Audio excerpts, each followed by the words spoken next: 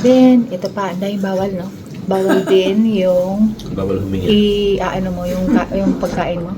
Ihatakin mo gamit yung chopstick. So, bad yun. Don't do that. Then, kung may nakikita kang ganito, tawag dyan ay hashi oki, meaning hashi oki mas to put. So, dyan mo dapat ilalagay ang iyong chopstick. So, bawal mo ilagay kung saan-saan.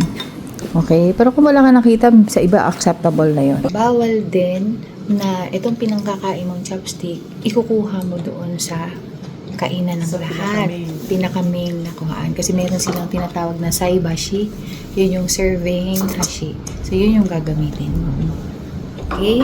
Okay, so yun yung mga manners na dapat nating tandaan, lalo na pag kumakain dito sa Japan. Okay? Kung may mga questions kayo, please comment down below.